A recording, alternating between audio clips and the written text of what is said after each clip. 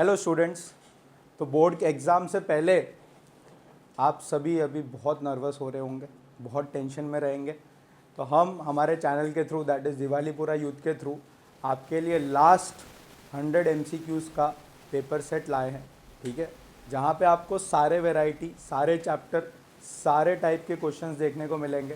तो I hope इससे पहले कि जितने भी इंग्लिश मीडियम के पेपर सीरीज़ रहे हैं उसको आपने अच्छी तरह से कवर किए हैं और सॉल्व करे हैं। तो स्टार्ट करते हैं केमिस्ट्री का वावा जोड़ू। जोड़ू होता है, ठीक है, थोड़ा प्रोनाउंसिएशन में जोड़ू निकल गया। ठीक है, तो सबसे पहला क्वेश्चन, वाट तो हम लगाने ही वाले हैं। ठीक है, तो विकी सर के ने जैसे डायलॉग लिखा है, वाट लगा देंगे, तो वाट तो हम लगाने ही वाले हैं, इसमें कोई दो राय नहीं है। ठीक है, आगे बढ़ते। Which of the following correct increasing order of boiling point of following compounds. तो हमें करेक्ट बॉइलिंग पॉइंट का इंक्रीजिंग ऑर्डर बताना है। तो मेरे पास दिख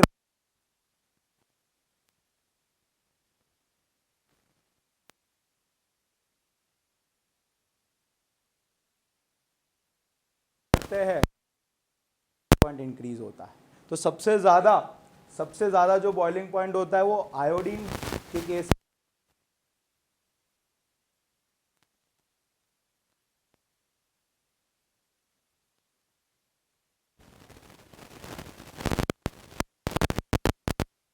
क्लोरोब्यूटेन, ब्रोमोब्यूटेन और आयोडोब्यूटेन। तो हमारा फर्स्ट केस में आंसर क्या हो जाएगा बेटा? ए। डन। आगे बढ़ते। देखो अभी जो टाइम है, कल पेपर है, तो आप सभी नर्वस होंगे। जब भी स्टूडेंट्स नर्वस होते हैं, डिप्रेशन में रहते हैं, एंजाइटी में रहते हैं, तो उनकी बॉडी सबसे मैक्सिमम एनर्जी लेवल पे होती है। तो मेरा ये मानना है कि हर स्टूडेंट को अपनी एनर्जी को कंसंट्रेट करके, फोकस करके मैक्सिमम से मैक्सिमम रिवीजन पे ध्यान देना चाहिए। और ये सारे पेपर सेट आपको रिवीजन करवाएंगे। डन। आगे बढ़ते।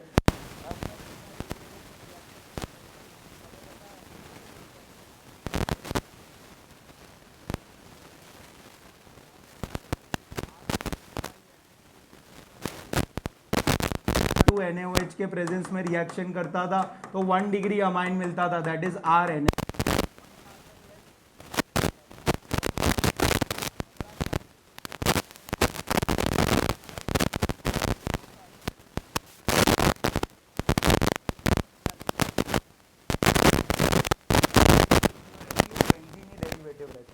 तो आपको बी ऑप्शन दिख रहा है एकमात्र।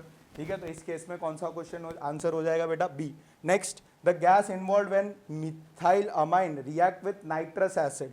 तो मिथाइल अमाइन का स्ट्रक्चर होता है बेटा CH3NH2, that is primary amine. Nitrous acid का मतलब होता है HNO2 के साथ रिएक्शन करते हैं, यानी जब भी प्राइमरी अमाइन प्रेजेंट होगा तो डायजोटाइजेशन की रिएक्शन होगी। तो मेरे पास क्या क्रिएट हो रहा होगा? CH3N2 पे प्लस। बट मुझे पता है ये एरोमेटिक डायजोनियम ग्रुप नहीं है, एरोमेटिक डायजोनियम नहीं है सर, ये एलिफेटिक है। एलिफेटिक अनस्टेबल होता है, तुरंत वाटर के साथ रिएक्ट करता है और क्या बना देता है? एल्कोहल CH3OH, और कौन सी गैस लिबरेट करता है? N2 गैस लिबरेट करता है। तो हमें बताना है कि कौन सी गैस इन्वॉल्व रहती है। तो इस केस का आंसर क्या हो जाएगा बेटा? N2 gas. Okay, done. अगर यहीं पर मेरे पास एरोमेटिक डायजोनियम ग्रुप बनता तब तो मुझे कोई रिएजेंट लाना पड़ता, बट एलिफेटिक डायजोनियम है तो वाटर के साथ तुरंत अपने आप ही रिएक्शन कर लेता है। ठीक है, आगे बढ़ते। The reaction ArN2 plus, ArN2 plus यानी एरोमेटिक कंपाउंड दे रखा है, उस पर डायजोनियम ग्रुप है N2 प्लस, डायजोनियम। ठीक है, Cl माइनस सॉल्ट के बारे में इंडिकेट करता है। कॉपर पाउडर HCl के साथ रिएक्शन कर रहे हैं तो अराइल क्लोराइड क्रिएट हो रहा है, क्लोरोबेंजीन क्रिएट हो रहा है। कौन सी गैस लिबरेट हो रही है? N2। कौन सी रिएक्शन है? तो डायरेक्टली अगर मैं रिएजेंट पे ध्यान दूंगा तो CuHCl ले रहे हैं तो गटरमान रिएक्शन रहता है बेटा। इस केस में क्या रहता है? गटरमान रिएक्शन। अगर यही केस Cu2Cl2 के साथ कर रहे होते तो सैंडमेयर रिएक्शन होती। कौन सी रिएक्शन होती? सैंडमेयर। नेम रिएक्शन पे बहुत इंफोसाइज करना है रिवीजन में, ऑर्गेनिक में, लास्ट में। हर स्टूडेंट का मेरा पर्सनल एडवाइस है कि नेम रिएक्शंस पे बहुत इंफोसाइज करना। आपको कोई सरप्राइज नहीं होगा कि थ्योरी पार्ट में भी name reactions as it is आ जाएंगी। ठीक है, आगे बढ़ते। Which of the following polymer लिखा है, don't mind with the word polymer. तो वो कहना चाह रहा है कि कौन सी चीज़ ऐसी है जो स्टोर्ड होती है लिवर ऑफ एनिमल्स में, तो डायरेक्टली एनसीईआरटी का ये पार्ट है बायोमोलिक्यूल्स का कि लिवर ऑफ एनिमल्स में ग्लाइकोजन प्रेजेंट रहता है बेटा, क्या प्रेजेंट रहता है, ग्लाइकोजन प्रेजेंट रहता है। ओके आगे बढ़ते हैं, which of the following B group vitamin can be stored in our body. तो देखो हमें ये चीज़, ये वाला भी पार्ट है ना, एनसीईआरटी की लाइन जितना आप इनऑर्गेनिक वाले पोर्शन में याद रखोगे ना उतना आपके लिए बेटर। लाइन टू लाइन से क्वेश्चन उठाते हैं, ऐसे ही क्वेश्चन उठाएंगे। बी ग्रुप का विटामिन कौन सा है जो हर बॉडी में स्टोर हो सकता है, तो विटामिन B12 स्टोर हो सकता है बेटा, क्या हो सकता है, विटामिन B12। आगे बढ़ते हैं नेक्स्ट पार्ट में, द कमर्शियल नेम ऑफ पॉलीएक्रिलोनाइट्राइल। तो पॉलीएक्रिलोनाइट्राइल का कॉमन नेम जो कमर्शियल नेम रहता है वो क्या रहता है बेटा, ऑर्लॉन रहता है, क्या रहता है, ऑर्लॉन। ठीक है, डायरेक्ट हमारे पास ये केस किसका हो गया, पॉलीमर्स का। आगे बढ़ते हैं नेक्स्ट पार्ट में, which of the following polymer can be formed by using the following monomer. तो आपको मोनोमर्स के स्ट्रक्चर पता होने चाहिए, स्पेशली नाइलॉन 6 के केस में, ठीक है, PHVB, ठीक है, ऐसे टाइप्स के। तो ये किसका मोनोमर है, कैप्रोलोनाइट, कैप्रोलेक्टम का अगर ये मोनोमर है तो कैप्रोलेक्टम को जब मैं हीट करता हूँ तब मेरे पास क्या क्रिएट हो रहा होता है बेटा, नाइलॉन 6, क्या प्रोड्यूस हो रहा होता है, नाइलॉन 6 कैप्रोलेक्टम। ये बात क्लियर है, ये मोनोमर हो गया, तो मेरे पास क्या प्रोड्यूस हो रहा होगा, नाइलॉन 6। आगे बढ़ते हैं नेक्स्ट पार्ट पे, the compound that causes general anti depression action on the central nervous system belongs to the class of, कौन सी क्लास पे वो बिलोंग करता है जो एंटी डिप्रेशन एक्शन मतलब ऑन सेंट्रल नर्वस सिस्टम पे ट्राई करता है, तो वो पार्ट रहता है ट्रैंक्विलाइजर्स का। किसका पार्ट रहता है बेटा, ट्रैंक्विलाइजर्स का। ट्रैंक्विलाइजर्स रहते हैं ना एंटी डिप्रेशन एक्शन,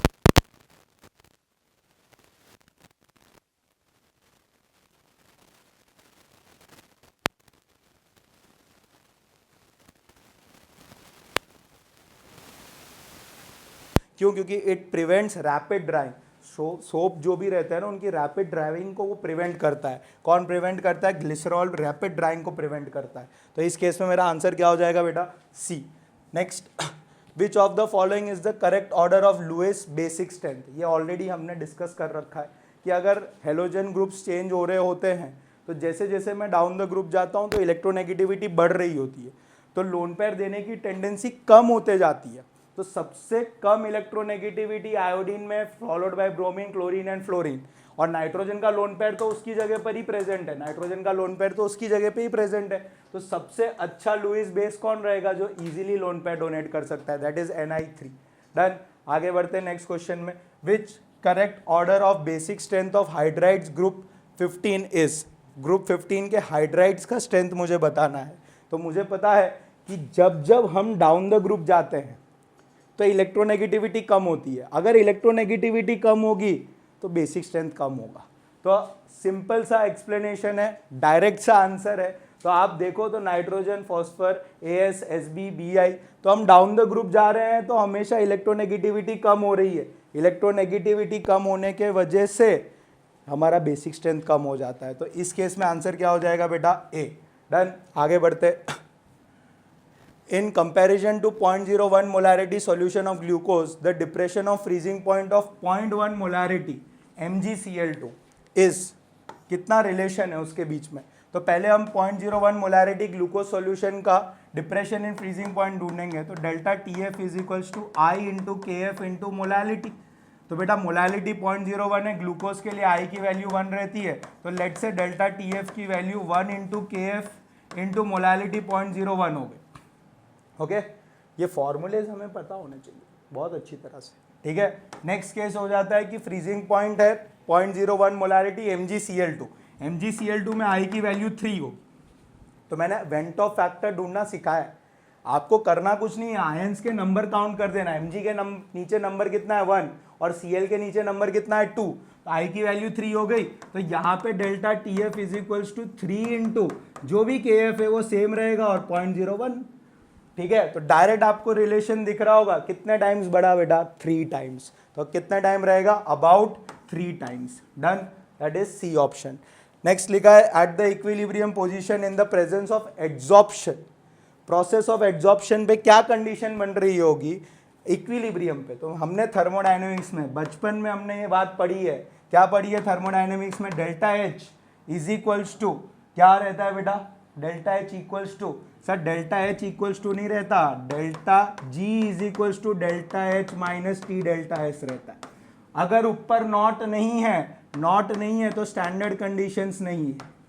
और इक्विलिब्रियम पे always remember delta G is equal to zero, equilibrium पे डेल्टा जी की वैल्यू किसके बराबर होती है, जीरो। तो अगर ये चीज जीरो हो गया तो एड्सॉर्प्शन प्रोसेस इक्विलिब्रियम पे क्या रिलेशन होल्ड कर रहा होगा, delta H equals to T delta S, delta H equals to T delta S. तो इस केस में हमारा आंसर कौन सा हो जाएगा बेटा, बी वाला, that is delta H equals to T delta S. ठीक है, थोड़ी स्पीड ज़्यादा है मैं समझ सकता हूँ, बट क्यों ज़रूरी है स्पीड ज़्यादा, क्योंकि बेटा अब हम हमारे एंड पे आए, आप लोग भी और हम लोग भी, तो यहाँ पे आपको पेस मेंटेन करना है।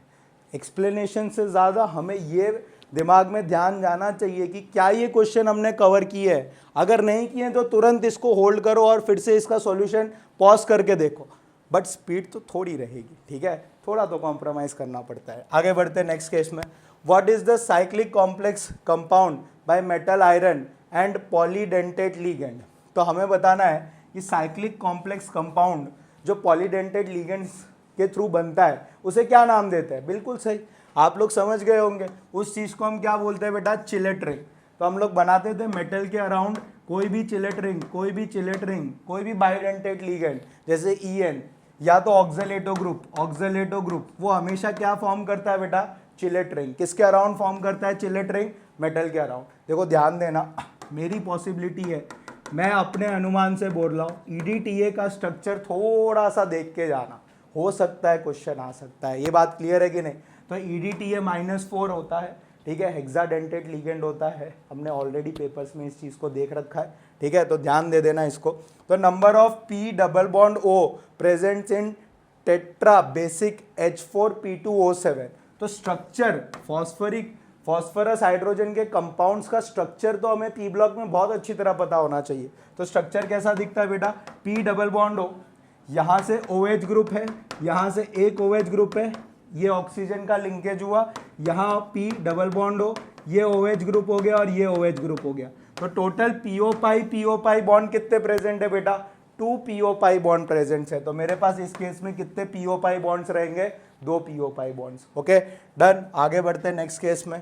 ठीक है, next the configuration of the following. तो कॉन्फ़िगरेशन के ऊपर हमने क्वेश्चंस देखे हैं ऑलरेडी। कॉन्फ़िगरेशन हम किस तरीके से देखते हैं, RS के फॉर्म में। तो मैंने RS के फॉर्म में क्या देखना सिखाया है, कायरल सेंटर पकड़ लेते हैं। कायरल सेंटर में जिस एटम का एटॉमिक नंबर या एटॉमिक मास सबसे ज़्यादा है उसको फर्स्ट नंबर मार्क कर देते हैं। नेक्स्ट दूसरे पे नीचे वाला आ जाएगा। फोर्थ प्रायोरिटी वाला एटम अगर अगल बगल है तो रहने दो, उसको देख लेंगे हम लोग।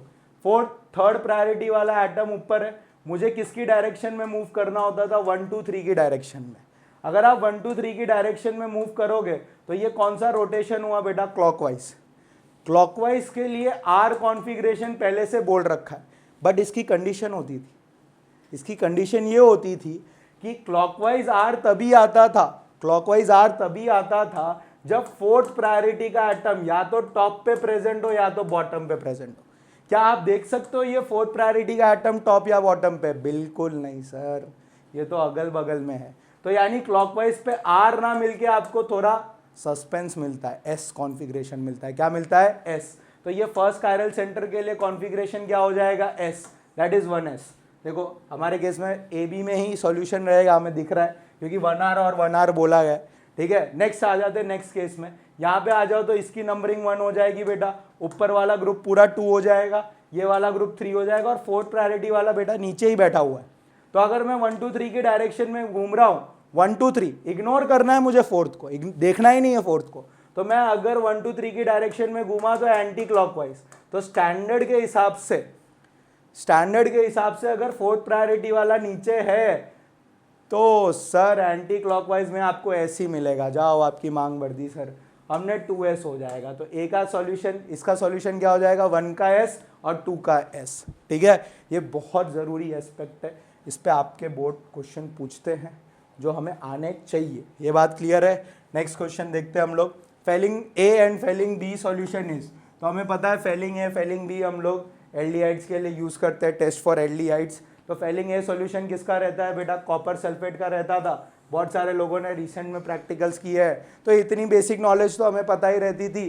तो फेलिंग बी किसका सॉल्यूशन होता है, सोडियम पोटेशियम टार्ट्रेट का। तो इस केस में क्या बन जाएगा, 18th का बी। डन, आगे बढ़ते।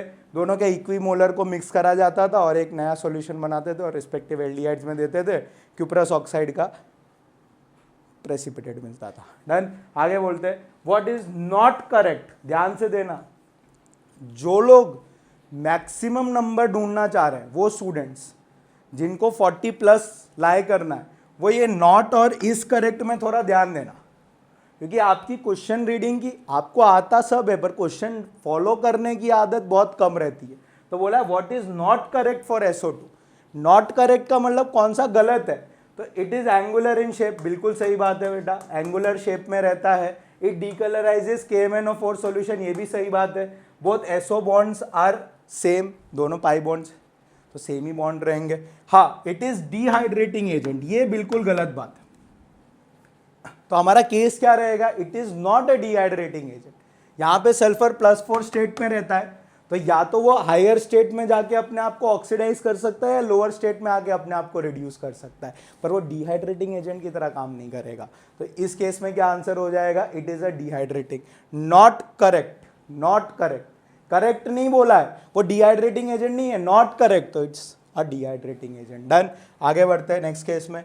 Identify the correct order of oxidising strength. तो मैंने बताया है कि डी ब्लॉक एलिमेंट्स में ऑक्सीडाइजिंग स्ट्रेंथ जो रहता है वो मेटल के चार्ज पे डिपेंड करता है, मेटल पे चार्ज कितना है। तो हर केस में अगर हम मेटल्स के चार्ज ढूंढेंगे तो मुझे पता है Mn का charge x, oxygen -2, total oxygen 4 है, overall charge -1, x equals to +7। तो मैग्नीज +7 पे बेटा, यहाँ पे अगर आप क्रोमियम का देखोगे तो क्रोमियम वहाँ थोड़ा सा बनाने से अच्छा यहाँ देख लेते, तो 2 क्रोमियम है, overall charge -4 × 7 equals to -2, 2x -14 equals to -2, x equals to 6 आ जाएगा। और वेनेडियम ऑक्साइड पे अगर मैं देखने जाऊंगा तो x प्लस -4 इक्वल्स टू -1, तो x इक्वल्स टू +3। तो आप सही साफ साफ रिलेशन देख पा रहे हो, जितना ज्यादा चार्ज होगा उतना ज्यादा ऑर्डर ऑफ ऑक्सीडाइजिंग स्ट्रेंथ रहेगा। तो सबसे ज्यादा ऑक्सीडाइजिंग स्ट्रेंथ किसके पास प्रेजेंट रहेगी, MnO4- फॉलोड बाय Cr2O7- और VO2+। ये बात क्लियर है, ये बहुत ध्यान देना इस MCQ पे, ठीक है। ऐसे टाइप के डी ब्लॉक्स में क्वेश्चन डायरेक्ट आ रहा है, डायरेक्ट आते हैं, ये बात क्लियर है। नेक्स्ट बोला है विच of the following is diamagnetic. तो डाईमैग्नेटिक के लिए कोई भी अनपेड इलेक्ट्रॉन प्रेजेंट नहीं होना चाहिए। तो हमें पता है, क्या पता है सर, कॉपर का नंबर 29 रहता है। कॉपर का नंबर अगर 29 है तो मैं फिलिंग करता हूँ आर्गन 4s1 और 3d10 के हिसाब से फिलिंग रहती है, 4s1 और 3d10। यहाँ थोड़ा रूल अलग रहता है क्योंकि हाफ फील्ड और फुल फील्ड का केस रहता है। अब +2 का मतलब क्या होता है, 4s में से एक इलेक्ट्रॉन जाए और 3d10 में से एक इलेक्ट्रॉन, तो 3d9 हो गया, अनपेड इलेक्ट्रॉन आ गया, अनपेड इलेक्ट्रॉन आ गया, क्या आ गया, अनपेड इलेक्ट्रॉन आ गया, ठीक है। कोबाल्ट का नंबर अगर हम देखने जाएंगे तो 27 रहता है बेटा, कितना रहता है, 27। अगर आप फिलिंग करने जाओगे तो आर्गन 4s2 3d7 हो गया, 4s2 3d7। अगर +2 चार्ज है तो यहाँ से 2 इलेक्ट्रॉन निकल जाएंगे, 3d पे कितना नंबर रहेगा बेटा, 7। निकल, उसका एटॉमिक नंबर कितना क्रिएट होके आ रहा है, 28 की फिलिंग जब करा जाएगा तो कैसे क्रिएट करा जाएगा, आर्गन तक का तो 18 हो गया, 4s2 और 3d8 हो गया, 4s2 और 3d8। अब पेयर है तो +2 तो 3d में कितने बच जाएंगे। डाईमैग्नेटिक, डाईमैग्नेटिक मतलब म्यू की वैल्यू कितनी होनी चाहिए, 0, दैट इज कोई भी अनपेड इलेक्ट्रॉन प्रेजेंट नहीं होने चाहिए। अब आ जाओ जिंक पे, देखो जिंक को छोड़ के क्यों रखा है, क्योंकि ये स्पेशल केस है ना। अब जिंक का नंबर कितना रहता है बेटा, 30 रहता है। 30 की फिलिंग करेंगे तो आर्गन 4s2 और 3d10 रहेगा बेटा, 4s2 और 3d10 +2 स्टेट पे है, यानी 4s से 2 इलेक्ट्रॉन निकल गए, यानी 3d में 10 बचे। कितने लोग जा सकते हैं बेटा, 2 लोग जा सकते हैं, तो 3d के पूरे 10 के 10 ऑक्यूपाइड रहेंगे, यानी कोई भी प्रेजेंट नहीं डाईमैग्नेटिक नेचर में। तो Zn+2 इस केस का सॉल्यूशन हो जाएगा। आगे बढ़ते, ठीक है। विच of the following complex absorbs the light of minimum wavelength. देखो ये एक तरीके का कंसेप्ट है, जो हमें कोऑर्डिनेशन कंपाउंड्स में देखने को मिलता है। तो हमने ये बात पढ़ रखी है कि E is inversely proportional to 1/λ। तो जितना मिनिमम अगर वेवलेंथ है उतनी ज़्यादा मैक्सिमम एनर्जी होगी, जितना कम वेवलेंथ होगा उतना मैक्सिमम एनर्जी होगा। और एनर्जी कौन सी? तो energy CFSC, that is delta O energy. CFSC crystal field splitting energy. कौन सी एनर्जी बेटा? Crystal field splitting energy. तो अगर आप ध्यान से देखो तो सर स्पेक्ट्रोकेमिकल सीरीज पता होना चाहिए, बिल्कुल पता होना चाहिए बेटा। अगर स्पेक्ट्रोकेमिकल सीरीज नहीं पता होगा ना तो ये टाइप के क्वेश्चन हिलेंगे भी नहीं। तो स्पेक्ट्रोकेमिकल सीरीज में मुझे पता है कि मैक्सिमम स्प्लिटिंग किस में होती है? जो स्ट्रॉन्ग फील्ड लिगेंड है, और इस केस में स्ट्रॉन्ग फील्ड लिगेंड कौन है बेटा? CN सबसे ज्यादा स्ट्रॉन्ग फील्ड लिगेंड है, followed by NH3, followed by H2O, और लास्ट में कौन आ जाता है? फ्लोरीन। ये स्पेक्ट्रोकेमिकल सीरीज हो गया। तो इसमें मैक्सिमम डेल्टा O होगा, यानी उसका लैम्डा क्या होगा? मिनिमम होगा। तो इस केस में आंसर क्या हो जाएगा बेटा? C। अगर क्वेश्चन वाले ने पूछा होता मैक्सिमम वेवलेंथ, तो मैक्सिमम वेवलेंथ के लिए एनर्जी मिनिमम होनी चाहिए, और एनर्जी मिनिमम किस में देखने को मिलेगी बेटा? वीक फील्ड लिगेंड्स में। और एनर्जी मैक्सिमम किस में देखने को मिलेगी बेटा? स्ट्रॉन्ग फील्ड लिगेंड्स में। किस में देखने को मिलेगी? स्ट्रॉन्ग फील्ड लिगेंड, SFL बोलते हैं बेटा उसको। क्या बोलते हैं? SFL। तो हमारे इस केस का आंसर क्या हो जाएगा? C। आगे बढ़ते हैं नेक्स्ट क्वेश्चन पे। The correct order of reactivity of alcohols with hello acids. तो एल्कोहल्स को मैं किसके साथ ट्रीट करता हूँ बेटा? HX के साथ ट्रीट करता हूँ। तो मुझे ऑर्डर बताना है। तो आपको पता होना चाहिए कि ZnCl2 के प्रेजेंस में, दैट इज लुकास रिएजेंट के प्रेजेंस में रिएक्शन होती है। तो हमारे पास सबसे पहले रिएक्टिविटी कौन से डिग्री एल्कोहल की होती है? 3 डिग्री। तो टर्ब्यूटिडी बनता था ना, तो 3 डिग्री एल्कोहल में इंस्टेंटेनियसली बन जाता था। फॉलोड बाय कितने डिग्री का? 2 डिग्री का। और सबसे लास्ट में कौन से डिग्री का बनता था बेटा? 1 डिग्री का। तो एल्कोहल्स हेलो एसिड्स के साथ जब रिएक्शन करेंगे तो उसका ऑर्डर क्या रहेगा? 3 डिग्री फॉलोड बाय 2 डिग्री, और सबसे लास्ट में कौन रहेगा? 1 डिग्री एल्कोहल। ठीक है, आगे बढ़ते हैं नेक्स्ट क्वेश्चन पे। तो क्लोरोबेंजीन दे रखा है और उसकी रिएक्शन सोडियम हाइड्रोक्साइड के साथ कर रखा है। बहुत ही अत्यंत ज़्यादा टेम्परेचर और बहुत ही ज़्यादा प्रेशर मेंशन कर रखा है। NCERT की ये बहुत दुर्लभ रिएक्शन है जिसको मैं डाउस प्रोसेस बोलता हूँ। डाउस प्रोसेस में क्या होता है बेटा? एकमात्र only and only one reaction है जहाँ आपको न्यूक्लियोफिलिक सब्स्टिट्यूशन देखने को मिलेगा। और न्यूक्लियोफिलिक सब्स्टिट्यूशन में क्या होगा? क्लोरीन हट जाएगा और उसकी जगह कौन बनाएगा बेटा? NOH। कौन सा ग्रुप बनाएगा? OH। तो मेरे पास यहाँ पे क्या प्रिपेयर हो रहा होगा? Phenol group. ठीक है, this is known as Dow's process. ठीक है, तो डाउस प्रोसेस को हम कैसे एग्जीक्यूट करते हैं? अगर पहले आ जाए तो क्लोरोबेंजीन जब NaOH के साथ हाई टेम्परेचर हाई प्रेशर पे रिएक्शन कर रहा होता है तो पहले हम फिनॉक्साइड आयन क्रिएट कर रहे होते हैं, फिर उसका एसिडिफिकेशन करके हम क्या क्रिएट कर रहे होते हैं बेटा? Phenol group. ठीक है, तो ये प्रिपरेशन ऑफ फिनॉल पे आएगा। किस में आएगा? प्रिपरेशन ऑफ फिनॉल पे। 43 का लिमिटिंग मोलर कंडक्टिविटी NH4OH की ढूंढनी है। तो NH4OH की मैंने ढूंढना सिखाया था। NH4 कहीं से ले आओ और OH कहीं से लाओ, जो एक्स्ट्रा बनता है उसको माइनस कर दो। तो ध्यान से देखो, NH4OH तो पहले ही दे रखा है, अरे उसकी तो ढूंढनी है, उसको वो पहले से कहाँ से आ जाएगा?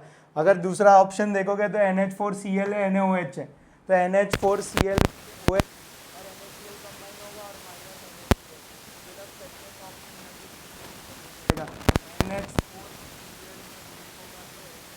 प्लस और Cl माइनस में जाएगा। अब NaOH के साथ Na प्लस और OH माइनस के साथ कंबाइन होगा, प्लस माइनस, और ये NH4OH मेरा डिजायर्ड इक्वेशन बन गया, और NaCl जो भी NaCl बना उसको माइनस कर दिया। ठीक है, तो मेरा आंसर क्या हो जाएगा? B। ऐसे टाइप के क्वेश्चन भी इलेक्ट्रोकेमिस्ट्री में MCQ ओरिएंटेड आ सकते हैं, ध्यान देना इन सब पार्ट पे। ठीक है, आगे बढ़ते बेटा नेक्स्ट पार्ट पे। 44 an element has a body centred cubic structure with edge length of 4 × 10⁻⁻8, यानी ए की वैल्यू हमें दे रखी है। बोला calculate diameter of an particle. Diameter मतलब 2 टाइम्स ऑफ रेडियस को ही हम डायमीटर बोलते हैं, यानी आर नहीं ढूंढना है, ध्यान देना। ऑप्शन में देखना आर का भी एक ऑप्शन दिया होगा, कंप्लीट रीडिंग रखनी है हमें। डायमीटर बोला है ना, तो 2r की वैल्यू ढूंढने को बोल रहा है, तो रिलेशन 4r = √3a होता है। तो 4 में से 2 तो उसके पास ही रखो, 2 इसको दे दो, तो √3 into A divided by 2 equals to 2r के बराबर हो जाए। तो 2r is only our diameter. अब a की वैल्यू देखो, √3 1.73 होता है बेटा, और a की वैल्यू कितनी दे रखी है 4 इंटू 10 की पावर -8 होल डिवाइडेड बाई 2। तो 2 से 2 टाइम्स कट जाएगा, तो 1.73 इंटू 2 करेंगे, -8 वाले तो सब केस में, -8 वाला तो सब केस में। अब 1.73 को 2 टाइम्स लेंगे तो 6 हो जाएगा, 14 हो जाएगा, 3.46 हो जाएगा। तो बेटा इस केस में आंसर क्या हो जाएगा, बी वाला। ये फॉलो क्वेश्चन का एंड तक फॉलो अप लेना बहुत इंपॉर्टेंट है। डायमीटर बहुत लोग आर निकाल के छोड़ देते हैं, तो आर निकाल के इसका 1/2 लेना होता, तो इसका 1/2 लेते तो 1/73 भी था। तो देखो आंसर ऑप्शन में 1/73 भी देते, तो आप तो बहुत खुश हो गए होते एग्जाम में, वाह वाह सर आंसर आ गया, बट वो गलत होता। वो आपने सही निकाला पर वो रेडियस निकाला है, हमें तो 2r निकालना है ना, डायमीटर की बात कर रहा है, ठीक है। तो थोड़ा फॉलो अप रखना क्वेश्चंस के ऊपर पे। नेक्स्ट बढ़ते बेटा आगे। Using the given data below find out the strongest reducing agent. तो स्ट्रॉन्गेस्ट रिड्यूसिंग एजेंट कौन रहेगा बेटा, जिसके पास रिड्यूसिंग एजेंट मतलब क्या होता है, जो खुद का रिडक्शन करे सामने वाले का। एजेंट का काम ही होता है सामने वाले का। तो स्ट्रॉन्गेस्ट रिड्यूसिंग एजेंट का मतलब होता है सामने वाले को रिड्यूस करे और खुद को ऑक्सीडाइज करे। तो जिसके पास मैक्सिमम स्ट्रॉन्गेस्ट रिड्यूसिंग एजेंट बोला है ना, मिनिमम एसआरपी की वैल्यू रहेगी, स्टैंडर्ड रिडक्शन पोटेंशियल की, जिसकी एसआरपी की वैल्यू सबसे कम रहेगी वो सबसे स्ट्रॉन्गेस्ट रिड्यूसिंग एजेंट होगा। क्या होगा बेटा, सबसे ज्यादा स्ट्रॉन्गेस्ट रिड्यूसिंग एजेंट रहेगा, रिड्यूसिंग एजेंट। ये बात क्लियर है। तो अब हमें एसआरपी की वैल्यू को कंपेयर करना है। तो पहले केस में एसआरपी की वैल्यू +4 से +2 जा रहा है, पहले तो ये कंफर्म करो कि एसआरपी का डेटा दिया है कि नहीं दिया है। तो 1.23 दिया, बिल्कुल एसआरपी है। +3 से +2 जा रहा है, रिडक्शन ही बता रहा है। वैल्यू कितनी दे रखी है, 1.81 दे रखी है। नेक्स्ट आ जाओ, +2 से 0 जा रहा है, रिडक्शन ही है। कितनी वैल्यू दे रखी है, -0.44, और ये +2 से 0 जा रहा है, -0.13 दे रखी है। तो मैंने क्या बोला, मिनिमम सबसे कम एसआरपी मतलब स्टैंडर्ड रिडक्शन पोटेंशियल जिसका सबसे कम होगा वो स्ट्रॉन्गेस्ट रिड्यूसिंग एजेंट होगा। ये बात हमने पहले के पेपर्स में भी डायरेक्टली डिस्कस कर रखी है। तो इस हिसाब से सबसे कम एसआरपी, माइनस में जितना बड़ा उतना छोटा, तो -0.44 रहेगा। तो मेरे पास आंसर क्या हो जाएगा बेटा, FE का, ठीक है, FE का। डन, आगे बढ़ते। तो ये चीज़ का ध्यान रखना, कि मेरे पास ये चीज़ डायरेक्टली होनी चाहिए कि अगर स्ट्रॉन्गेस्ट रिड्यूसिंग एजेंट ढूंढना है तो मिनिमम एसआरपी को कैलकुलेट करना पड़ेगा, और स्ट्रॉन्गेस्ट ऑक्सीडाइजिंग एजेंट ढूंढना है तो मैक्सिमम एसआरपी को ढूंढना पड़ेगा, ठीक है। ये बात क्लियर है। Oxidising agent, strongest oxidising agent मतलब खुद का तो ऑक्सीडेशन करे, नहीं सर, एजेंट का काम क्या होता है, सामने वाले को करा के दे। ट्रैवल एजेंट खुद थोड़ी ना घूमने जाता है, तुमको घुमाता है ना। तो ऑक्सीडाइजिंग एजेंट का मतलब क्या, सामने वाले को ऑक्सीडाइज और खुद का रिडक्शन। तो खुद का रिडक्शन कब करेगा, जब उसकी एसआरपी की वैल्यू मैक्सिमम होगी, ठीक है। ये बहुत इंपॉर्टेंट है बेटा, इस चीज़ के ऊपर से क्वेश्चन आ सकता है, तो इसको डायरेक्ट वैल्यू बेस पे हम कंपेयर कर सकते हैं। आगे बढ़ते हैं नेक्स्ट पार्ट पे। 46, विच of the following is correct order for first order reaction. कौन सा ग्राफ फर्स्ट ऑर्डर के लिए ट्रू होल्ड करता है। तो मुझे पता है फर्स्ट ऑर्डर के लिए पहले तो इक्वेशन क्या होती है बेटा, k = टू, अब मुझे ध्यान से देखना है, लॉग दे रखा है तो लॉग के साथ ही खेलेंगे, 2.303/t लॉग ऑफ a0 की जगह उसने r0 दे रखा है। r0 मतलब इनिशियल कंसंट्रेशन और remaining concentration at time t। तो t को उधर ट्रांसपोज करा तो kt = 2.303 लॉग ऑफ r0/rt हो गया, ठीक है बेटा। अब ध्यान से देखना आप, तो इसको मैं लॉग को ओपन करूंगा तो 2.303 को अगर नीचे लेता हूं तो kt/2.303 = log of r0 - log of rt के बराबर हो जाएगा। r0 तो ऐसी चीज़ है जो टाइम किसी भी रिएक्शन के लिए फिक्स रहेगा, इनिशियल कंसंट्रेशन फिक्स रहेगा, बट जो किसी टी टाइम बाद जो रिएक्टेंट का कंसंट्रेशन है वो टाइम के रिस्पेक्ट में चेंज होता रहेगा। तो r0 एक कांस्टेंट वैल्यू है, तो आप इसे y = mx + c से कंपेयर कर सकते हो। c कांस्टेंट वैल्यू होती थी ना, तो log ऑफ r0 आपके लिए किसकी तरह काम करेगा, c की तरह काम करेगा, और log rt किसकी तरह काम करेगा, तो वो हमें देखना है। पर सर हमें लॉग आर टी का तो कहीं बनाना ही नहीं है। हाँ, लॉग कंसंट्रेशन ऑफ आर का हमें स्लोप बनाना है तो बिल्कुल बना देंगे, कंसंट्रेशन है और स्लोप माइनस के दे रखा है। तो मैं अगर इसको थोड़ा इधर ट्रांसपोज करता हूँ तो इक्वेशन क्या बन जाएगी बेटा, log of R T equals to, यहाँ क्या केस बन जाएगा, लॉग के टी अपॉन 2.303 और plus log of R naught के बराबर हो जाएगा। डन। ये हो गया हमारा वाई एक्सिस पे। लॉग तो दिया ही नहीं है सर, कंसंट्रेशन दिया, लॉग देता तो काम का रहता, तो ये तो स्लोप नहीं, ये तो गलत बात, ये पैराबोला नहीं, ठीक है, ये केस तो कभी नहीं बन सकता। ठीक है, अब डिक्रीजिंग लाइन टी ऑफ के रिलेशन में हम कैसे याद करेंगे, टी ऑफ तो इंडिपेंडेंट रहता है, तो ऐसे भी अगर आप ध्यान दोगे तो डी आंसर आपका एकदम सही रहेगा। वो आपको इसी पार्ट से पता चल गया होगा। कैसे पता चल गया होगा, 2.303 को नीचे लिया तो मेरे पास क्या केस बन गया बेटा, K T upon 2.303 is equals to log of R naught upon R T. That is, ये पूरा हमारे पास क्या रहेगा बेटा, y रहेगा, ये हमारे पास क्या रहा, स्लोप रहा, और t क्या रहा गया, x रह गया। y is equals to M X, जो एक स्ट्रेट लाइन होती है ओरिजिन से पास होगी, ठीक है, जिसमें स्लोप की वैल्यू किसके बराबर है बेटा, k अपॉन 2.303। तो ये जो केमिकल काइनेटिक्स में ये वाले टाइप के क्वेश्चंस है ना, दोनों रिएक्शंस के ऑर्डर के बेसिस पे ग्राफ, उसको ज़रूर देख लेना, उस पर से क्वेश्चन आएगा ही आएगा। आगे बढ़ते हैं, on the basis of selectivity which product is obtained on the reaction of carbon monoxide with H2 in presence of निकल कैटलिस्ट। तो देखो ये कैटलिस्ट का क्वेश्चन है, मैंने आपको बताया था कार्बन मोनोऑक्साइड को H2 के साथ रिएक्शन करते तो अलग अलग कैटलिस्ट में अलग अलग रिएक्शन में अलग अलग प्रोडक्ट मिलता है। अगर मैं निकल कैटलिस्ट के प्रेजेंस में रिएक्शन करता हूँ तो मुझे मीथेन ऑब्टेन्ड होता है बेटा, मीथेन दैट इज CH4 होता है। डन। आगे बढ़ते हैं, which of the following compound does not contain, ध्यान देना, does not contain phenolic OH। तो फिनोलिक OH मतलब कौन सा ग्रुप होता है, जो एरोमेटिक रिंग से डायरेक्टली जुड़ा रहे OH, उसको फिनोलिक OH बोलते हैं।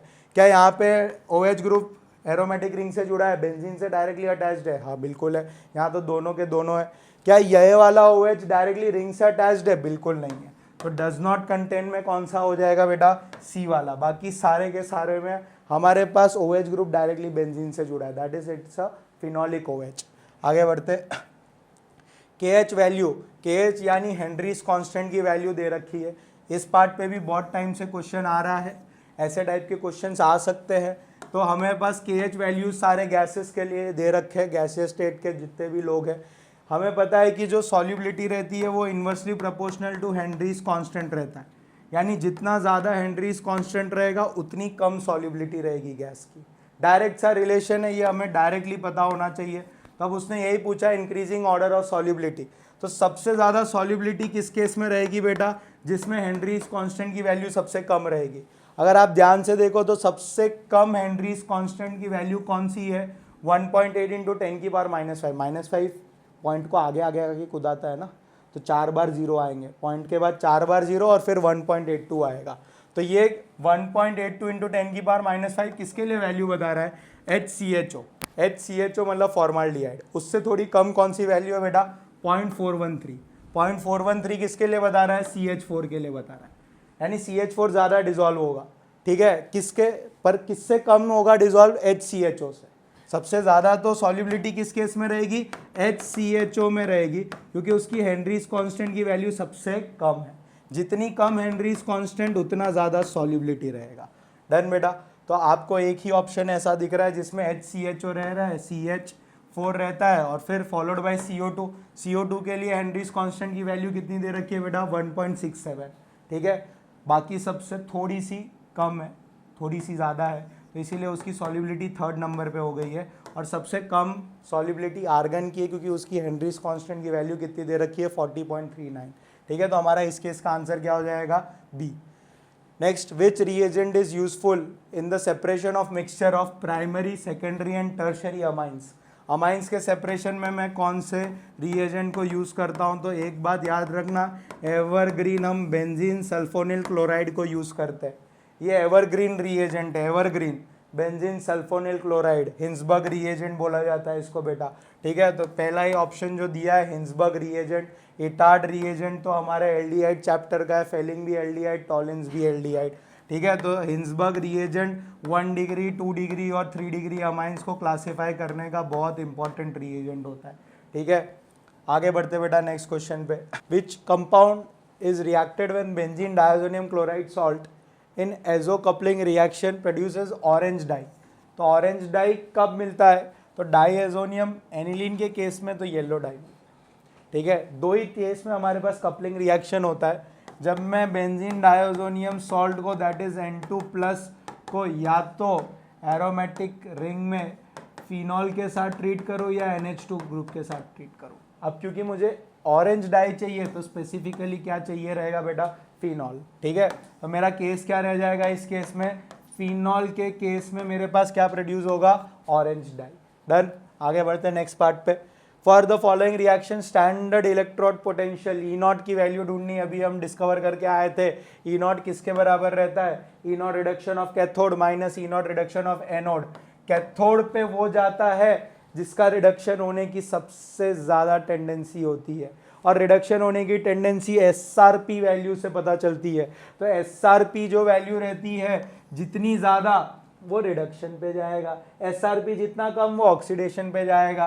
तो यहाँ पे 0.34 बेटा क्या लिखेंगे? 0.34 that is E0 reduction of cathode minus E0 reduction of anode minus of minus 0.76। तो ये किसके बराबर हो जाएगा? 1.1 वोल्ट के बराबर हो जाएगा। तो इस केस का आंसर क्या रह जाएगा? बी रह जाएगा। फॉर्मूला E0 सेल का एक ही याद करो तो भला है। क्यों? क्योंकि अगर हम एक साथ दो नाव पे सवार होंगे तो डूबना निश्चित है। तो फॉर्मूला एक ही तैयार होना चाहिए। ठीक है, तो आप हमेशा E0 reduction cathode minus E0 reduction anode के बेसिस पे ही करना। आगे बढ़ते। If a current of 0.5 ampere flows through a metallic wire for 2 hours, how many coulombs would have flown through the wire. तो चार्ज ढूंढना है, कूलम्स बोला है, तो Q is equals to I into T होता है बेटा। टाइम ऑलवेज हमेशा किस में रहना चाहिए? सेकेंड्स में, और I की वैल्यू किस में होनी चाहिए? Ampere, that is 0.5। और आवर्स, कितना आवर्स के लिए बोला गया बेटा? 2 hours। तो 60 इंटू 60, अगर मैं 2 को 0.5 से मल्टीप्लाई कर रहा हूँ तो इस केस में आंसर 1 आ जाएगा, और 60 कितना हो जाएगा? 3600 C कूलम्स के बराबर हो जाएगा। That is 3600। हमारा केस का आंसर क्या हो जाएगा? डी। ध्यान देना बेटा, Q is equals to IT use करना है। टाइम हमेशा किस में मेंशन होना चाहिए? सेकंड के केस में। आगे बढ़ते। The first order reaction is found to have a rate constant this much, half life of the reaction is. तो हाफ लाइफ ढूंढने का डायरेक्ट फॉर्मूला रहता है T half is equals to 0.693 divided by K। Done बेटा, अगर मैं A की value direct substitute करूंगा तो 0.693 डिवाइडेड बाई 5.5 इंटू 10 की पावर -14। अब -14 ऊपर जाएगा तो बेटा +15 हो जाएगा, और 0.693 अपॉन 5.5 इंटू 10 की पावर 14। एक जीरो उधार ले लेते तो 6.93 इंटू 10 की पावर 13 डिवाइडेड बाई 5.5। 5.5 का 1 टाइम्स ही दिख रहा है आपको, तो 1 टाइम्स वाला एक ऑप्शन है, और पावर कितनी है? 10 की पावर 13। तो इस केस में आंसर क्या हो जाएगा? सी। ठीक है बेटा, तो इस केस में क्या हो जाएगा आंसर? 1.26 इंटू 10 की पावर 13 सेकेंड्स। ठीक है, आगे बढ़ते नेक्स्ट पार्ट में। What is wrong equation for the rate constant of zero order reaction? तो रेट कांस्टेंट जीरो ऑर्डर के लिए K is equals to R0 में गेम करते हैं तो R0 minus RT by T के बराबर होता है। थोड़ा सा रीअरेंजमेंट करना ज़रूरी है, तो रीअरेंज करेंगे तो ये किसके बराबर हो जाएगा? KT equals to R0 minus RT के बराबर हो जाएगा। तो अगर मैं पहला केस देखूँ तो बेटा ये RT को इंडिकेट कर रहा है। अगर RT को करना है तो RT is equals to R0 minus KT। तो R0 माइनस KT, तो ये बात तो सही है। आगे बढ़ते हैं, ये माइनस मल्टीप्लाई कर दिया है तो पूरी इक्वेशन को अगर मैं दोनों तरफ माइनस मल्टीप्लाई कर दूंगा तो RT प्लस के साथ हो जाएगा और R0 माइनस के साथ, तो ये भी सही इक्वेशन बन रही है बेटा। नेक्स्ट केस देखो, K is equals to R0 minus RT, ये तो हमारी पेरेंट इक्वेशन है। तो बच क्या गया बेटा? अगर आप ध्यान से देखो, R0 प्लस R प्लस तो कहाँ से आया बेटा, प्लस नहीं रहेगा, अगर आप माइनस मल्टीप्लाई कर रहे हो तो किसी ना किसी के पास तो माइनस रहेगा ही रहेगा, तो डी वाला आंसर रॉन्ग इक्वेशन है, तो इसीलिए हमारा ये राइट आंसर हो जाएगा। बेटा कल हमारी एग्ज़ाम है, तो प्लीज़ चैनल के थ्रू जो भी एमसीक्यू ओरिएंटेड जितने भी पेपर्स चाहे इंग्लिश मीडियम में हुए हो या गुजराती मीडियम में हुए उन्हें करके जाना है। साथ ही साथ जो भी आईएमपी पार्ट दिए गए हैं केमिस्ट्री के रिस्पेक्ट में उसे भी करना है। क्यों? क्योंकि बच्चों की फिजिक्स के रिलेटेड बहुत कंप्लेनें आई कि हमारे आईएमपी दिए में से आए नहीं सर। नहीं, बिल्कुल गलत। अगर आप देखेंगे तो आईएमपी से डॉट एक्सरसाइज के वही क्वेश्चंस आए हैं जो यहाँ से चैनल के थ्रू प्रोवाइडेड है। तो थोड़ी अगर भक्ति रखी जा रही है, भक्ति वाली भक्ति, ठीक है, दूसरी भक्ति नहीं रखनी है हमें। अगर भक्ति रखी जा रही है, श्रद्धा पूरी रखी जा रही है, तो पूरा थ्रू आउट भक्ति और श्रद्धा को लेके चलना है चैनल के साथ। ये बात समझ आई? आगे बढ़ते। तो क्वेश्चन पेपर इधर से ही आ रहा है, ऐसी बात की गारंटीड है। आगे बढ़ते, चल नेक्स्ट पार्ट पे बढ़ते। 22 gram of benzene is dissolved in 222 gram of tetrachloride, what concentration weight by weight. तो वेट बाय वेट मतलब मेरा जो भी सॉल्यूट है उसका weight divided by total weight, that is 222 plus 22, तो ये हो जाएगा 22 डिवाइडेड बाय 244। परसेंटेज निकालना है तो किससे मल्टीप्लाई करना पड़ेगा बेटा? 100 से मल्टीप्लाई करना पड़ेगा। थोड़ा बहुत बेसिक मैथ्स अगर हम लगाएंगे तो ये लमसम 9% के अप्रॉक्स आएगा। किसके अप्रॉक्स आएगा? 9%। तो इस केस का आंसर कितना हो जाएगा? 9%। वेट बाय वेट मतलब weight of solute divided by weight of solution को ट्रीट करना पड़ेगा, क्योंकि परसेंटेज के फॉर्म में पूछा है तो 100 मल्टीप्लाई करना ही पड़ेगा। ये बात क्लियर है बेटा? आगे बढ़ते हैं नेक्स्ट पार्ट में। Zone refining method is use for purification of, ये तो हमें रटा ही होना चाहिए, जीई और आईएन, ठीक है। गैलियम और इंडियम के लिए हम जोन रिफाइनिंग, जो सेमीकंडक्टर्स हमें प्रोड्यूस करने होते हैं प्योर सेमीकंडक्टर्स के केस में, तो जीई और आईएन के केस में मैं जोन रिफाइनिंग प्रोसेस यूज कर रहा होता हूँ। Which of the following is used as depressant in froth flotation method. तो NaCN को हम डिप्रेशन की तरह यूज करते हैं फ्रोथ फ्लोटेशन मेथड में, ठीक है। नेक्स्ट पार्ट बेटा, peroxo bond present in, peroxo bond किस में प्रेजेंट रहता है? तो हमने स्ट्रक्चर्स सिर्फ सल्फर फैमिली वाले के नहीं, ऑक्सीजन फैमिली वालों में भी परऑक्सो लिंकेजेस के बारे में नॉलेज होनी चाहिए। परऑक्सो लिंकेज मतलब क्या रहता है बेटा? ऑक्सीजन ऑक्सीजन के बीच में सिंगल बॉन्ड का लिंकेज रहता है, तो उसको परऑक्सो लिंकेज बोलते हैं। तो इस केस में H2H2O8 के केस में मेरे को परऑक्सो लिंकेज देखने को मिलेगा। आगे बढ़ते, बी वाला पार्ट हो गया। Brown ring is used for test of which. तो नाइट्रेट आयन के लिए हम लोग ब्राउन रिंग का टेस्ट यूज करते हैं। प्रैक्टिकल्स में ऑलरेडी हमने इस पार्ट को डिस्कस कर रखा होगा। आगे बढ़ते बेटा, ये कुछ ऐसे पार्ट है जो थ्योरेटिकल है, एज इट इज़ हमें पता होने ही होने चाहिए, ठीक है। तो NCERT की रीडिंग देखो, टीचर्स और जो भी आपके गाइडेंस और मेंटर्स हैं उनको फॉलो करना बहुत बहुत ज़रूरी है किसी भी लेवल के एग्ज़ाम के लिए। आगे बढ़ते बेटा, what is the product of reaction between chloroethane and sodium metal. Chloroethane, तो इथेन यानी CH3CH2Cl, सोडियम मेटल किसके प्रेजेंस में? Dry ether. तो मुझे पता है ये एक नेम रिएक्शन है, वुड्स रिएक्शन। वुड्स जुआरी था, 1 का 2 करके देता था ऑर्गेनिक में, तो जिस कार्बन से क्लोरीन जुड़ा है उसका मिरर इमेज बन जाएगा CH3CH2CH2 और CH3, 4 कार्बन यानी ब्यूटेन कंपाउंड बनेगा। कौन सा कंपाउंड बनेगा? ब्यूटेन। डायरेक्ट नेम रिएक्शन है बेटा। आगे बढ़ते हैं, which of the following organic compound phenol can not be prepared, can not be prepared. Answer की पूरे क्वेश्चन की फॉलोअप रीडिंग होनी चाहिए। तो आइसोप्रोपाइल बेंजीन को हम क्यूमीन बोलते हैं, तो क्यूमीन से फिनॉल बनता है। क्लोरोबेंजीन अभी हमने डाउस प्रोसेस देखा है बेटा, ठीक है। बेंजीन सल्फोनिक एसिड यानी बेंजीन से SO3H ग्रुप रहता है, इससे भी बनता है।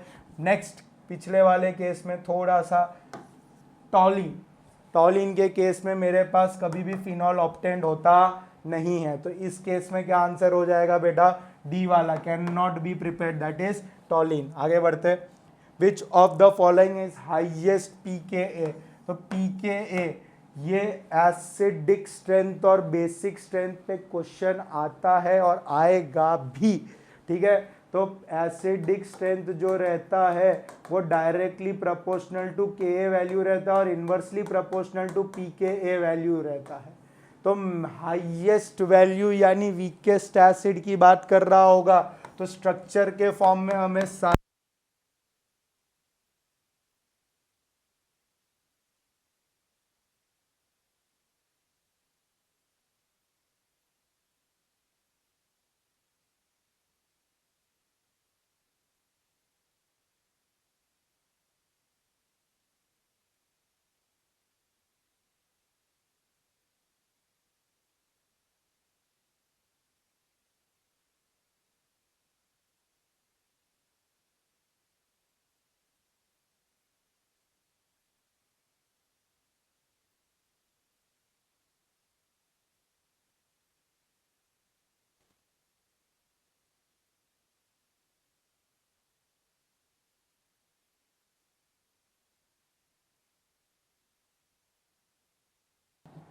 What is the unit of rate constant of second order reaction. Last का बहुत इंपॉर्टेंट पार्ट रहता है बेटा केमिकल काइनेटिक्स में। Rate constant is directly proportional to initial concentration into second inverse. Initial concentration 1 - n जहाँ पे n क्या indicate करता है बेटा, ऑर्डर ऑफ रिएक्शन। तो यहाँ पे केस में क्या हो जाएगा 2। तो रेट कांस्टेंट की unit is directly proportional to A0 1 - 2 that is A0 की पावर -1, A0 की पावर -1। कंसंट्रेशन का इनवर्स, तो कंसंट्रेशन मोल लीटर इनवर्स होता है, उसका -1 लेंगे तो मोल इनवर्स लीटर हो जाएगा बेटा। क्या हो जाएगा, mole inverse litre. Mole inverse litre, तो मोल इनवर्स लीटर और सेकंड इनवर्स तो हमेशा रहता है। तो इस केस में क्या हो जाएगा, बी। बहुत इंपॉर्टेंट बात हो जाएगी, rate constant is directly proportional to initial concentration 1 - n into second inverse. What is the dispersed phase, DP. मैंने बताया था पहले के पेपर्स में भी हमने डिस्कस कर रखा है डीपी और डीएम के बारे में। व्हाट्सएप की डीपी और इंस्टा का डीएम नहीं बेटा। हमारे एनसीईआरटी के डीपी डीएम के केस में फॉग का कौन सा रिस्पेक्टिवली डीपी डीएम बनाता है, तो fog is an example of liquid gas that is aerosol का एग्जांपल रहता है। ये बात क्लियर है बेटा। तो सी डीपी डीएम एकदम अच्छी तरह से हमें पता होना चाहिए, इसके ऊपर क्वेश्चन आता है। Indicate the complex which shows geometrical isomerism. तो ज्योमेट्रिकल आइसोमेरिज्म अगर आप ध्यान दो तो coordination number 4 and coordination number 6 के लिए बोला है। तो कोऑर्डिनेशन नंबर 6 में MA4B2 टाइप प्लस का माइनस का फैजल सब देख लेगा। That shows geometrical isomerism with cis and trans product. Okay बेटा, तो ये the first case A is one type of ligand जिसका काउंट कितना रहेगा 4 और B is another type of ligand जिसका काउंट नंबर कितना रहेगा 2। तो MA4B2 type shows cis and trans. इसमें सिमेट्रिकल कोऑर्डिनेशन नंबर 4 है बेटा, नहीं आएगा। सिस एंड ट्रांस कोई भी रीअरेंजमेंट में चेंज नहीं आएगा, तो कोई GI नहीं आया। Similar case with MA6, no change in symmetry, तो कोई ज्योमेट्रिकल आइसोमेरिज्म शो नहीं करेगा। MA5B के केस में प्लस का माइनस का फैजल देख लेगा, नो चेंज इन ज्योमेट्री, तो कोई GI नहीं आया बेटा। तो 77 का आंसर क्या हो जाएगा, A। Is used for bleaching of flour, तो ozone is used for bleaching of flour. बेटा बहुत इंपॉर्टेंट क्वेश्चन है, एनसीईआरटी का डायरेक्ट क्वेश्चन है। Ozone is used for bleaching of flour. Done. What is the primary and secondary valency of a metal in a complex. तो primary valency satisfied by counter ion that is oxidation number. तो oxidation number कैसे ढूंढते, central metal का oxidation number X, ligand पे कितना charge होता है -2 × 2, water 0 charge, number of 2, overall charge molecule पे -1, X -4 = -1, तो X = +3। That is primary valency is 3, 2 options ऐसे दिख रहे हैं। सेकेंडरी वैलेंसी यानी नंबर ऑफ लोन पेयर, ध्यान देना बेटा, एंड का टाइम है, जुड़े रहना है हमें। क्वेश्चन सारे आईएमपी उठा रखे हैं अभी से 8 पेपर में, और ये 101 क्वेश्चन है। एक शगुन का क्वेश्चन रहेगा जो बोर्ड के लिए बहुत इंपॉर्टेंट रहेगा, ठीक है। कोऑर्डिनेशन नंबर अगर मैं देखने जाऊंगा तो total oxalato ion C2O4 -2 2 lone pair donate कर रहे हैं, वन ऑक्सलेटो, तो there are 2 into 2 that is 4 + 2 that is 6 lone pair donated. तो आंसर क्या हो जाएगा बेटा 3 and 6। Primary valency 3 that is oxidation number 3 रहेगा, और कितने लोन पेयर लिगेंड्स डोनेट कर रहा है उसका total sum secondary valency indicate करेगा। आगे बढ़ते हैं। Which kind of halide is the following compound, तो जिस कार्बन से हेलोजन जुड़ा वो अपने घर से कितने बॉन्ड बन रहे हैं 3, और एक बॉन्ड जो दिखता नहीं है वो हाइड्रोजन का होता है, that is sp3 carbon. sp3 carbon is directly adjacently attached to sp2 carbon, that is allylic halide, ठीक है। Aryl halide aromatic vinylic is the case जहाँ पे sp2 कार्बन अपना घर ही sp2 और उसी से हेलोजन जुड़ा हो। बेंजाइलिक हैलाइड हमने ऑलरेडी डिस्कस कर रहा है, benzylic halide, benzene CH2 halogen जुड़ा रहता है, benzyl alcohol, benzyl halide, done. तो इस केस का आंसर क्या हो जाएगा बेटा एलाइलिक हैलाइड। आगे बढ़ते। Reduction of which of the following compounds give 2 degree alcohol, तो कौन से कंपाउंड्स रिड्यूस होके 2 डिग्री अल्कोहल देते हैं। तो हमें ये रिडक्शन रिएक्शंस का सीरीज पता होना चाहिए कि अगर मैं एल्डिहाइड्स का रिडक्शन कर रहा हूँ तो मेरे पास 1 डिग्री अल्कोहल प्रिपेयर होता है। कीटोन का रिडक्शन करने पे कोई भी रिड्यूसिंग एजेंट सोडियम बोरोहाइड्राइड के साथ अगर मैं रिडक्शन कर रहा हूँ तो मेरे पास क्या प्रिपेयर होगा बेटा 2 डिग्री अल्कोहल, ठीक है। तो यहाँ aldehyde group 1 degree alcohol. Acetic acid का रिडक्शन करने पे हमें डायरेक्टली वो अल्कोहल में कन्वर्ट हो जाता है strong reducing agent, that is LiLH4 के साथ ट्रीट करने पे, ठीक है। एसीटोन बेटा एसीटोन है CH3CO pi CH3, तो CH3CO pi हाइड्रोजिनेशन निकल PTPD के प्रेजेंस में रिडक्शन रिएक्शन करेंगे तो 2 डिग्री अल्कोहल में कन्वर्ट हो जाएगा, दैट इज एसीटोन, डन। आगे बढ़ते हैं। Under identical condition which of the following has highest boiling point increases जब नंबर ऑफ कार्बन इंक्रीज करते हैं बट डिक्रीजेस जब ब्रांचिंग इंक्रीज करती है। तो maximum number of carbon but 4 carbon but but 2 ol and this is but 1 ol. तो but 1 all में सारे कार्बन स्ट्रेट चेन में रहेंगे बेटा, और फर्स्ट कार्बन से OH ग्रुप जुड़ा रहेगा, that is maximum highest boiling point butane 1 ol के केस में रहेगा। आगे बढ़ते बेटा। Which polymer is used in manufacture of conveyor belt, तो कन्वेयर बेल्ट में कौन सा uses of polymer is a very important case बेटा। Neoprene is used for manufacture of conveyor belt. Monomer of Teflon monomer हमारे क्या होगा बेटा, तो Teflon monomer is CF2 done. ये वाला केस पॉलीमर्स का डायरेक्टली मोनोमेरिक यूनिट्स हमें पता होनी चाहिए, ठीक है। मोनोमेरिक यूनिट जितना अच्छी तरह आपको पता होगा मैक्सिमम सॉर्ट ऑफ क्वेश्चंस आपके एज इट इज बन जाएंगे। ये बात क्लियर है बेटा। मोनोमर्स के यूनिट हमें अच्छी तरह से पता होने चाहिए, ठीक है बेटा। आगे बढ़ते हैं नेक्स्ट पार्ट में। विच type of solid P4O10 is, तो टाइप्स ऑफ सॉलिड का सेकेंड टाइप का क्वेश्चन है ये, ठीक है। तो टाइप्स ऑफ सॉलिड पे भी क्वेश्चंस आते हैं। तो P4O10 is a molecular solid, कैसे टाइप का सॉलिड है बेटा, किस टाइप के कैटेगरी में फॉल करता है, molecular solid. In the following compound with symmetric alignment of magnetic moments, तो सिमेट्रिक अलाइनमेंट में मेरे पास जो एग्जाम्पल रहता है वो MnO का रहता है बेटा, किसका रहता है, सिमेट्रिक अलाइनमेंट में MnO के केस में रहता है। आगे बढ़ते हैं नेक्स्ट पार्ट में। Which of the following is a non ideal solution, non ideal that means either positive deviation और नेगेटिव डेविएशन. तो फिनॉल और aniline direct first negative deviation. Benzene and टॉलिन ideal solution रहते हैं बेटा. हेक्सेन और heptane ideal solution. Bromo ethane and chloro ethane ideal solution.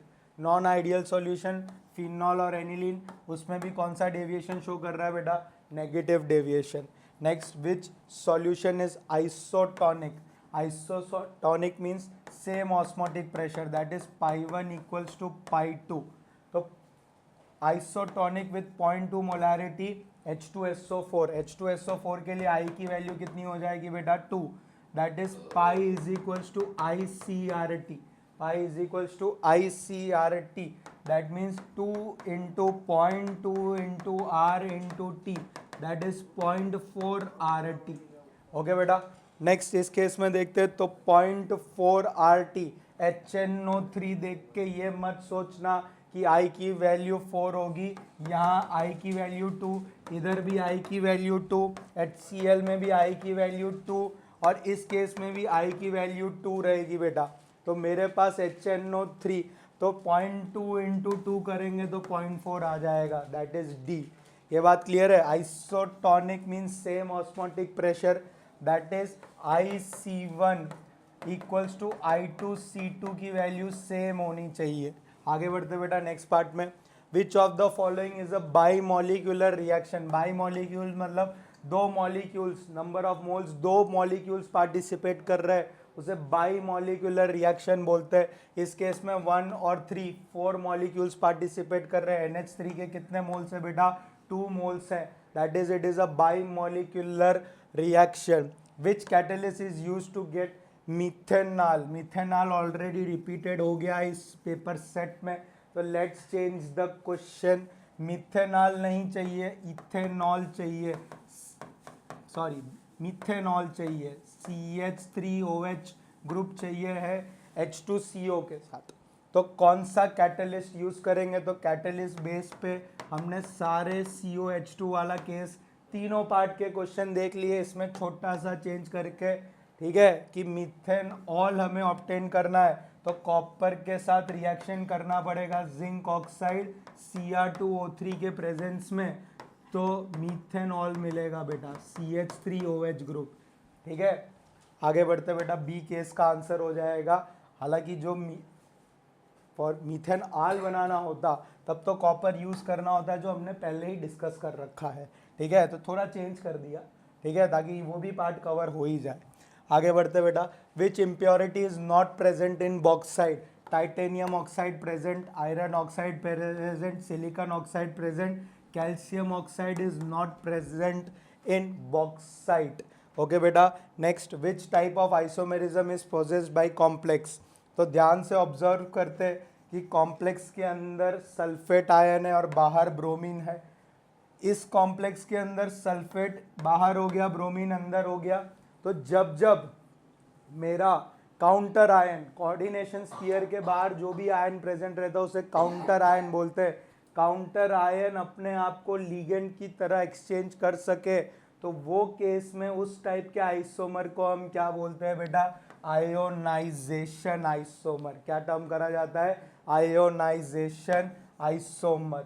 जब potential counter ion can act as a ligand और वो exchange हो सके तो we call it as ionization isomer. How many total number of ions will be obtained by ionization of iron 3 हेक्सासाइनाइडोफेरेट?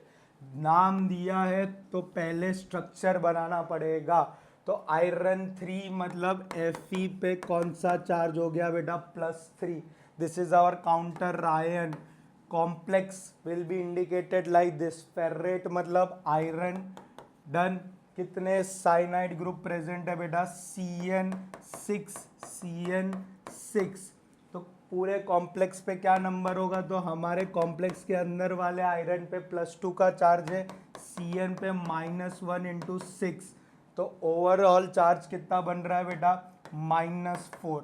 ठीक है. अब अगर मैं फॉर्मूला बनाने जाऊंगा तो इसकी टोपी उसके पैर, उसकी टोपी इसके पैर, तो कॉम्प्लेक्स का फॉर्मूला बन गया Fe4 complex FeCN6 whole thrice.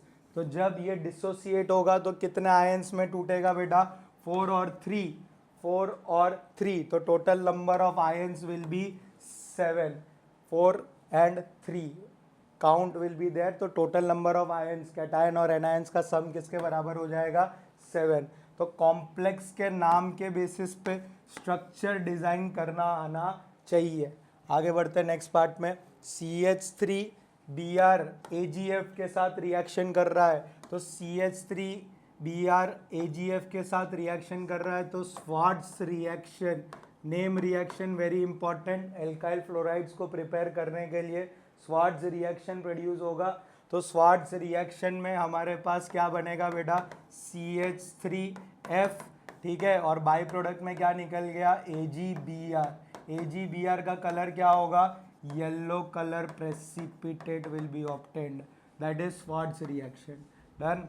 Next, which alkoxide ion, which compound will give best result when Williamson synthesis reaction? तो Williamson synthesis reaction, alkoxide ion means RO minus, Williamson synthesis is SN2 reaction, SN2 reaction।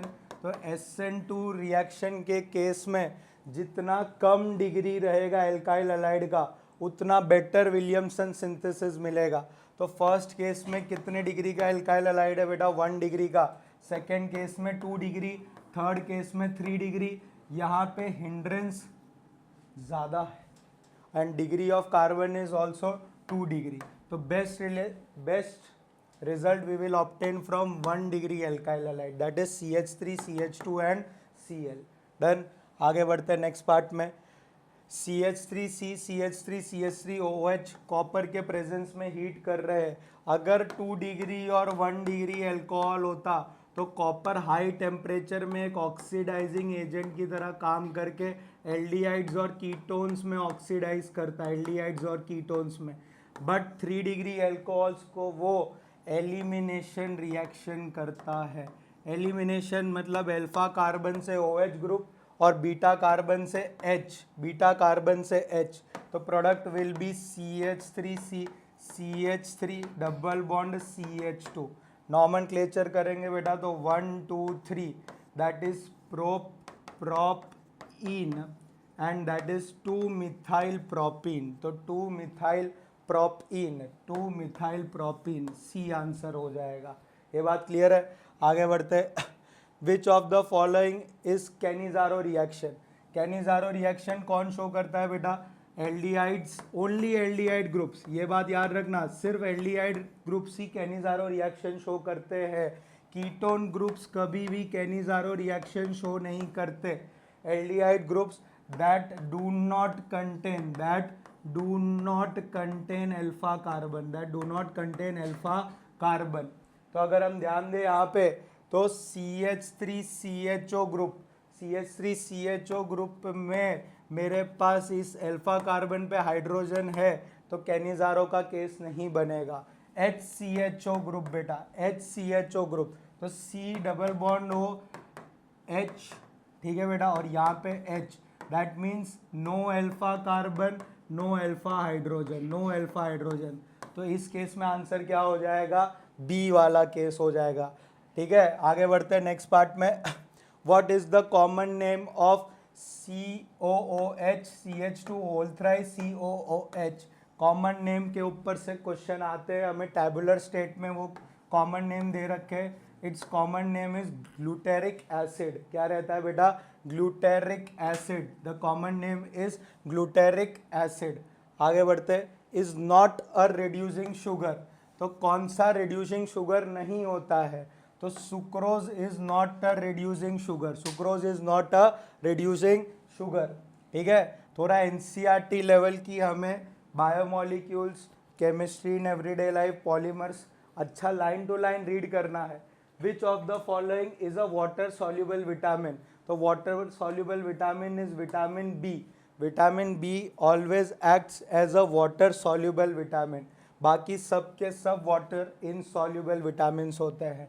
तो ये इस साल का सारे paper sessions का सबसे last question अब हम करने वाले हैं डिस्कस। ठीक है बेटा, तो ये लास्ट क्वेश्चन पे देखते हैं। The molar conductivity of 0.025 molarity methanoic acid is 46.1। Calculate degree of dissociation. Degree of dissociation यानी अल्फा की बात कर रहा है, तो अल्फा का डायरेक्ट रिलेशन होता है molar conductivity divided by limiting molar conductivity. Limiting molar conductivity के लिए आयंस की लिमिटिंग मोलर कंडक्टिविटी दे रखी है, उन्हें ऐड करना है, तो 349.6 प्लस 54.6 इक्वल्स टू 404.2।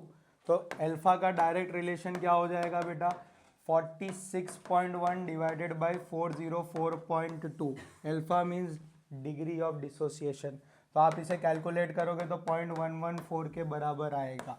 ठीक है, जो कंसंट्रेशन दे रखा था वो सिर्फ आपको कंफ्यूज करने के लिए दिया था। ये बात क्लियर है, तो ये नोट कर लेना।